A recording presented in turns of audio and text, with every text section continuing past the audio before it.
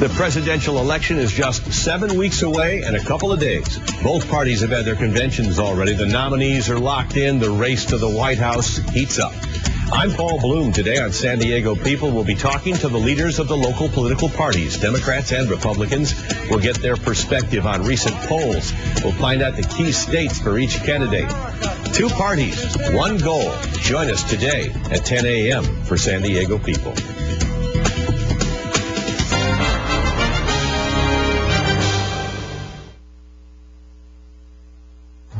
Good morning, everybody, and welcome to San Diego People. I'm Paul Bloom. Both conventions are over now. The presidential election is just 7 weeks and 2 days away as of the airing of this program.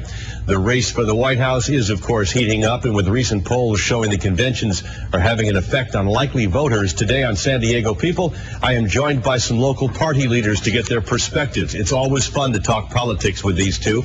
Joining us now, Kaeder, the chairman of the San Diego Democratic Party, and Mark Price with the San Diego Republican Party. I want to ask a question that gets asked a little more than I expected over the last few weeks. I'll start with you, Ken. Why are you a Democrat?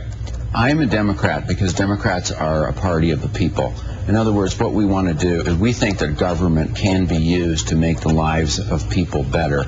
If you look at all of the great social reforms of the 20th century, starting with the New Deal, with Medicare and Medicaid and the social safety net and everything, environmental protection and medical protection and workers' rights and the right to organize, all of the great things that happened in the last 80 years in government to make life better have been the result of Democratic Party initiatives and have been resisted by the Republicans. So it's been a constant fight for us.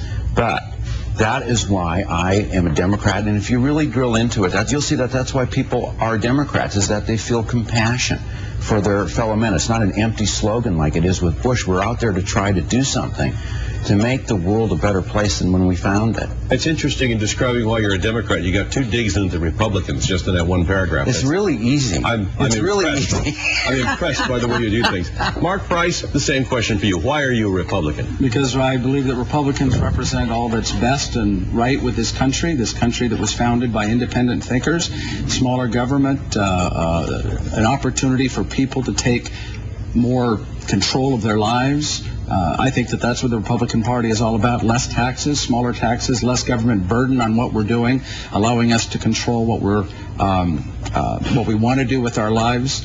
Thomas Jefferson said that the best government's the smallest government. I think that that really is the Republican way of thinking, and I'm a Republican for that and 100 other reasons. So is it big government versus small government, really? No, I don't think so. I think what is the proper role of government in a free society? Do we just leave everyone to fend for themselves, or do we have some social and moral obligation to reach out to our neighbors and try to do something to uplift everyone's plight? The idea, it's actually an economic argument, because unions have proven when workers are happy, productivity goes up. So if people are taken care of, society is going to be safer, there's going to be less crime, there's going to be, people are going to be healthier, and the list goes on and on through environmental protections and all of it. So the design is, and this thing about it requires a big government, is largely a myth. You know, Bush is spending more than any Democrat ever has. We have the largest deficit ever. So do we just take care of everybody, Mark? Is that the solution? Well, no, I think he summed up why I'm a Republican. I think that it's all about allowing the private sector and the individuals to take care of the people in need. The people in need should be looked after. We should care about them. We should have a passion. And I, as a Republican, I do have a passion for those that are in need or who are sidelined by the system. But it's not the government's job to do everything for everybody. It's our job. The thing that scares me the most is if we get to a point where where you're walking down the street and you see somebody laying there bleeding and you step over them and you say, well, I pay taxes, the government will take care of them. It's each of our individual responsibilities to care for each other. That's the Republican way of thinking. The Democrats, I think, are all about, let's just create a government that's there for everybody, that does everything for everybody, and I think that's wrong, and I think that it undermines who we are as people. You see each other differently. You truly do. I mean, as gentlemen who have two different political views, you truly do see each other differently. You see the Democrats in a different way than they see themselves, and they see you in a different way. So now we come to a country that in 2000 came to an election that came down to literally a few hundred votes. The election was decided by a whisker in the courts. Now we're coming to 2004. We are told that perhaps 95% of the public has already made up its mind how it's going to vote, that 5% are undecided. And once again, it appears, if we can believe the polls, all the way from Newsweek to CNN to Fox, that this is a very, very closely split election as we go toward Election Day. Why is this nation so closely divided? I don't necessarily think it is as close as we're hearing. I think that George Bush is going to win and win handily. In the recent polls, as recently as yesterday, that have come out in the swing states, the important states based on the electoral voting system, the only one that the Democrats have right now, and it's only by 2 points, is Washington.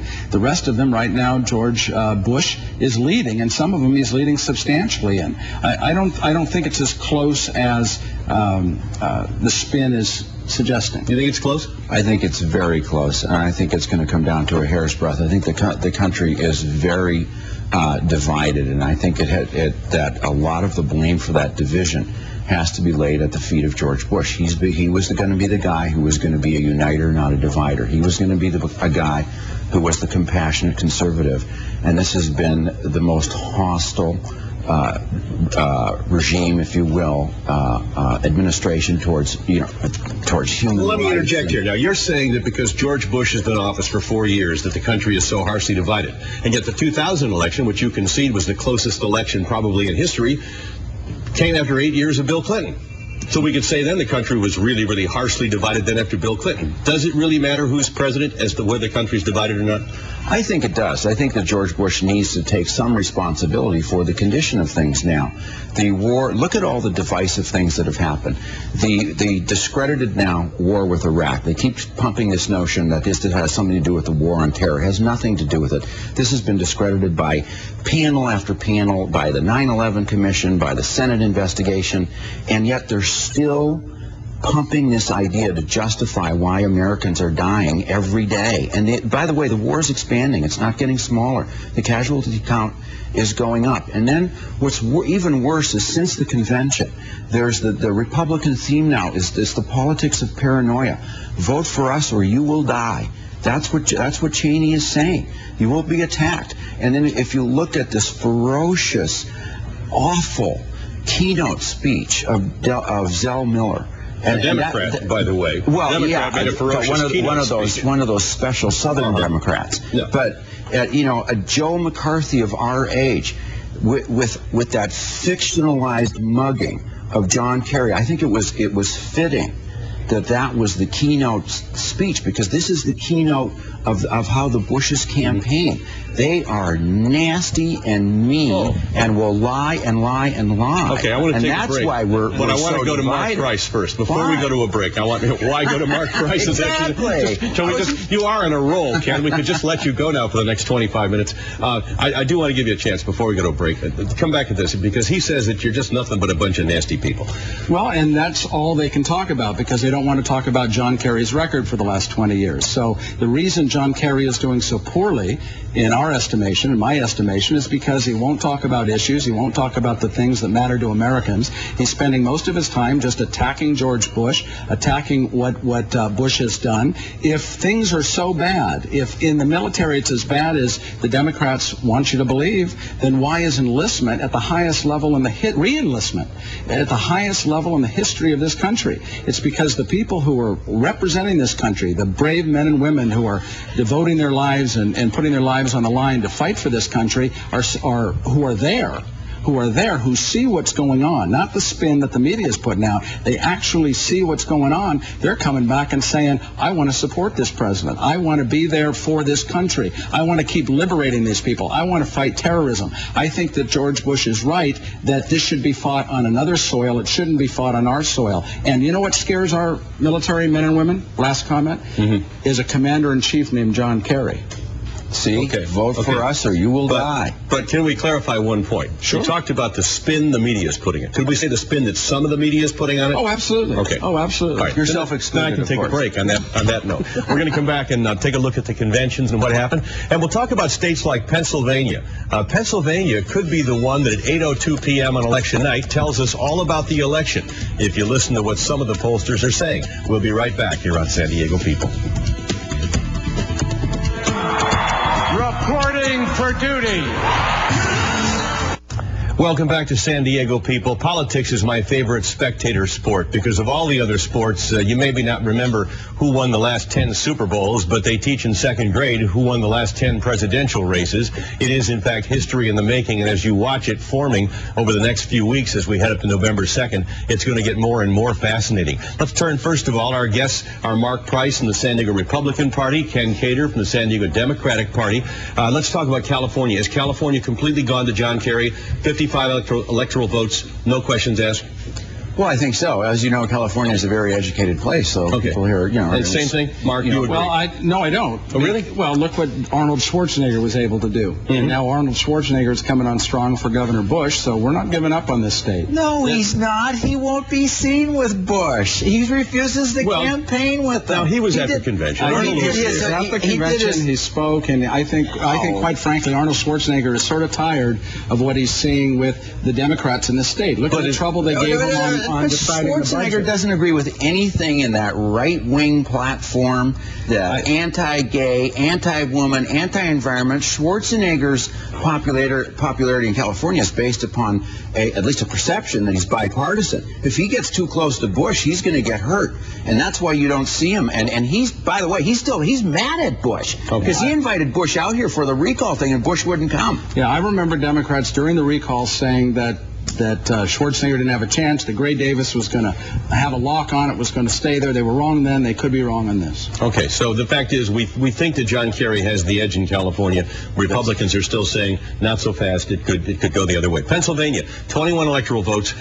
Some pundits are saying that you look at 8:02 p.m. on election night, and if Pennsylvania has gone to Kerry, then Kerry has a chance of winning the presidency. But if Kerry has lost Pennsylvania at 8:02, then George Bush is going to be president hands down. Kerry cannot win the presidency without Pennsylvania. Agree or disagree? Well, I think that's an oversimplification because one of the things you got to remember, especially about polls, is that as we've seen right here in San Diego County, people are flocking now to register in the Democratic Party, and there probably registrations probably up across the board. The polls question what they call likely presidential voters. You know what that is? Right. That's people who voted in 2000. It doesn't take into account everybody who's registered since that time. If you look at the polls of registered voters, it's different. That it shows that there aren't these spreads in the battleground states. It's within the margin of error everywhere. So any combination of battleground states going one way or the other is going to influence the ultimate outcome. So I don't know that Pennsylvania is key. It is the Keystone State, though. Yeah, it is. I wouldn't want to say that because this state does this, that the rest of the country is going to fall. Even Pennsylvania, as strong as that is, or any of those states, I think that it's definitely pivotal. But we always have, of course, the Democratic Florida legal challenges, and so we could probably count on that and see where that. Well, you can count on that to get you the White House, like last time. Oh, come on, boys! Because I recall it was the Democrats that filed first. You know, I suggested we put metal detectors in before they came in to talk today, but no, they didn't want to do that. Let's go to the convention. First of all, we'll go to John Kerry. Let's listen to John Kerry in the Democratic convention in Boston as he gave his acceptance speech and the kind of tone that he struck at that time. Here's John Kerry. I will be a commander-in-chief who will never mislead us into war. I will have a vice president who will not conduct secret meetings with polluters to rewrite our environmental laws. I will have a secretary of defense who will listen to the advice of the military leaders, and I will appoint an attorney general who will uphold the Constitution of the United States.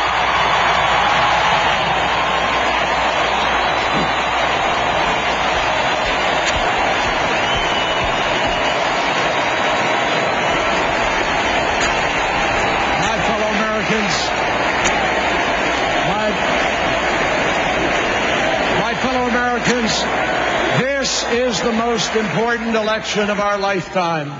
The stakes are high.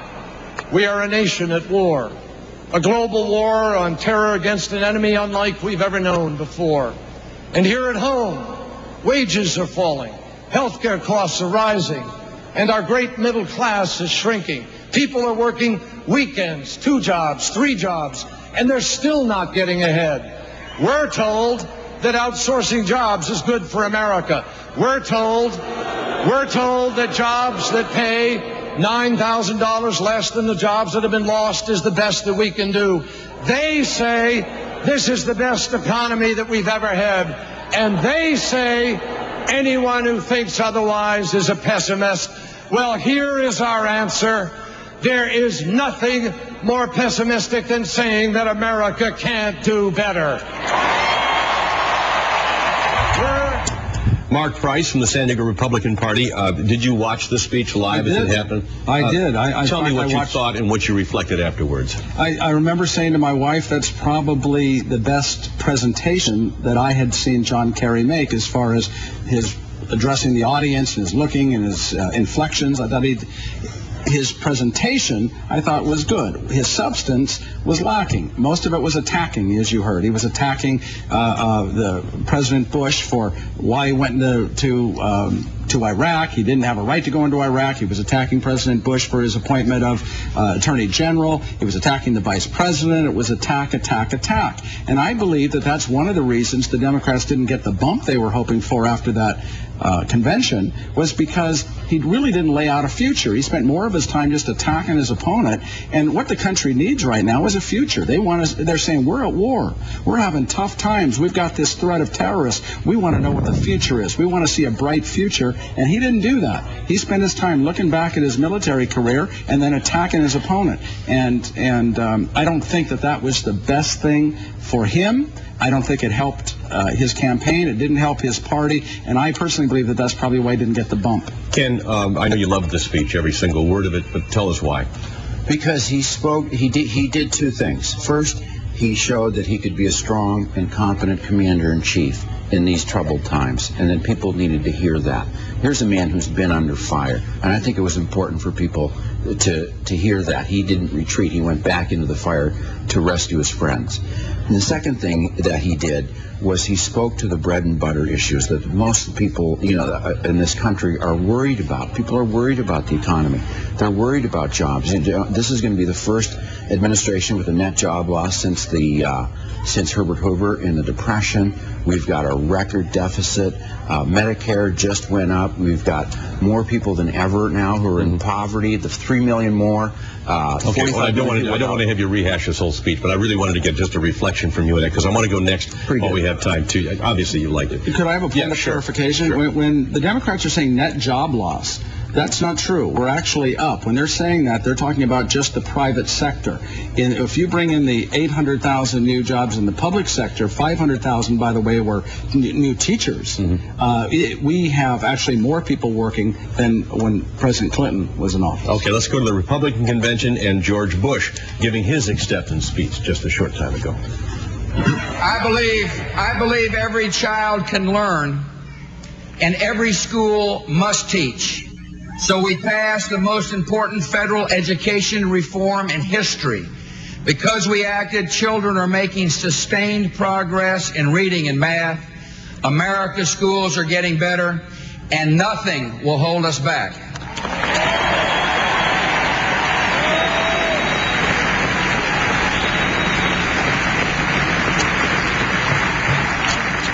I believe we have a moral responsibility to honor America's seniors.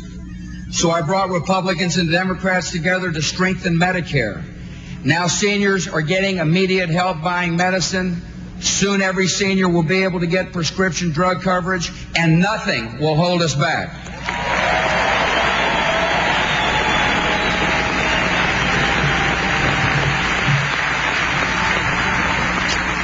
I believe in the energy and innovative spirit of America's workers, entrepreneurs, farmers, and ranchers, so we unleash that energy with the largest tax relief in a generation.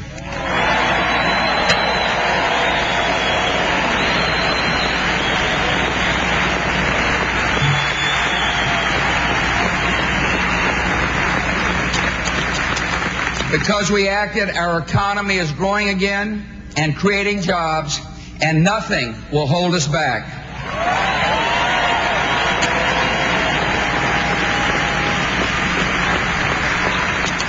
I believe the most solemn duty of the American president is to protect the American people.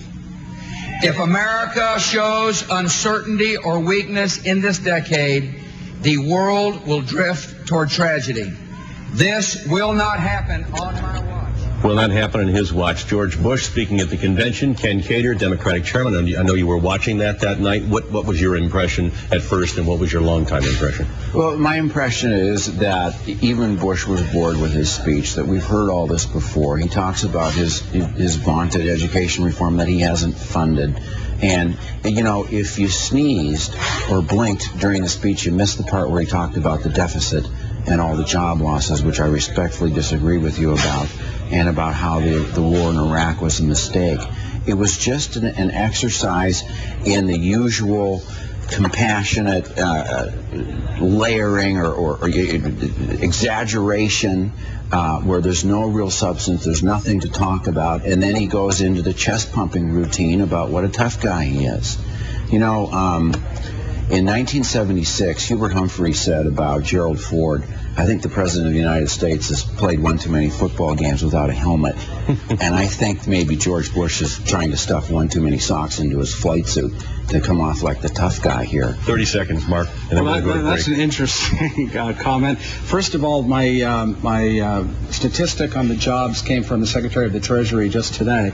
I thought his speech was excellent because he was doing what I said that Kerry should have done. He was outlining what he believed was needed for a better America, for the future. Kennan just made the comment that been there, done that, have heard that before. That's the great thing about George Bush. He makes a decision, he lays out his campaign, and he follows it, whereas with John Kerry, we hear this today, that tomorrow, something else the next day, a contradiction 2 days later. And with George Bush, we have somebody who's a static leader. We will come back in just a moment. We will touch on the polls and a few more things about this presidential election. We'll be right back with more on San Diego People.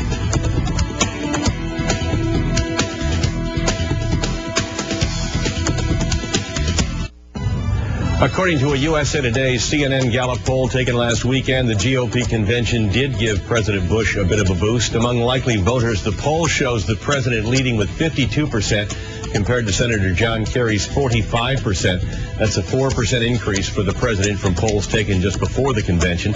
At that time, Mr. Bush was at 48%. John Kerry was at 46%. So, with our two guests here, Ken Kaeder from the Democratic Party and Mark Price from the San Diego Republican Party, I ask you, do you believe polls at all? I think that they're valid up to a point. I think they're a valid indicator of trends. But already this one is, you know, after the Democratic convention, Kerry went up. Some polls, even the time had as much as 10 points, came right back down, tightened up at 2%. And this one now, even since that's come out, there's subsequent polls that nationwide is tight again at 2%. Yeah, I think polls have merit. They're becoming more and more sophisticated. They do give us a snapshot of what to look at exactly that time in history. The scary thing about polls is sometimes it will sway people one way or another. In other words, if their candidate looks like they're doing real well in the polls, they might just get lazy and not vote. And that's what sort of scares me about polling. How much advantage does George Bush have, being the chief executive and the commander-in-chief, being able to fly around the country in Air Force One and take $2 billion in aid to Florida the day after the hurricane? Well, it's some advantages. You know, the president, as Teddy Roosevelt said, has the bully pulpit. And so he has that advantage of Air Force One and all the trappings of the presidency and stuff. On the other hand, he has all the liabilities of it, which is he needs to answer for his record.